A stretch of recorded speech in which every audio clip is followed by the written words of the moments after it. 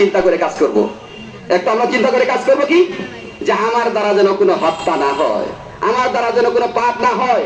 আমার বয়স 80 বছর, 60 বছর, 100 বছর, এই অল্প সময় পৃথিবীতে আমি চলমান অবস্থায় পৃথিবীর মাটির উপরে যা করব, মাটির নিচে যাওয়ার সাথে সাথেই কাজের হিসাব দিতে হবে। তাহলে মাটির উপরে যা কাজ করব, মাটির নিচে গিয়েই আপনাকে হিসাব শুরু হবে। বলেন তো, এখন মাটির উপরে আছি না আমরা? এখন মাটির উপরে আছি, ভালো করি আর মন্দ করি, এর হিসাব মাটির নিচে যাওয়ার সাথে সাথে হিসাব দিতে হবে। ভাইয়ের আমার, আল্লাহ তাআলা আমার এবং আপনার যে কিয়ামত, মানুষ তো মনে করে কিয়ামত অনেক পরে। কিয়ামত কি পরে?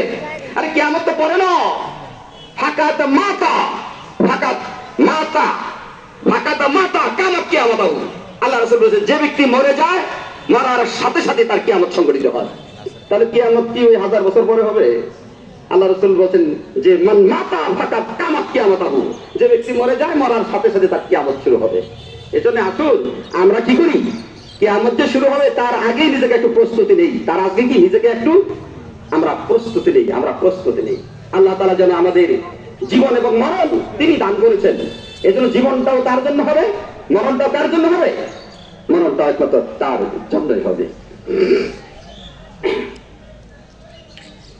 আমরা রাসূল পাক সাল্লাল্লাহু আলাইহি ওয়াসাল্লাম বলেছেন, যে ব্যক্তি কুরবানি ক্রয় করে, কুরবানি আমরা কিনেছি না, এখন যে আমরা নিয়ত করেছি না, আমরা তো নিয়ত করেছি কুরবানি নিয়ত।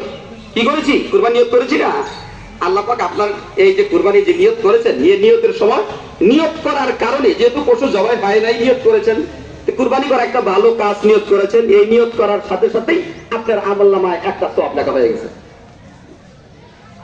বলবো সব বলবো ইনশাআল্লাহ। তাহলে কি নিয়ত করেছেন, এই জন্য সওয়াব কলমাটা হয়ে গেছে, আমলনামায় লেখা হয়েছে, নিয়ত হয়েছে। নিয়ত করার সাথে সাথে আমরা সওয়াব পেয়েছি। এরপরে আমরা যে কুরবানি করব, আল্লাহ রাসূল বলেছেন যে কুরবানি আল্লাহর কাছে এত প্রিয়, কেমন? ঈদের দিন, আচ্ছা আজকের এই দিন সুবহে সাদেক থেকে সন্ধ্যা পর্যন্ত, শুধু সন্ধ্যা নয়, ওই যে 10, 11, 12, এই কয়দিন, এই 3 দিন আল্লাহ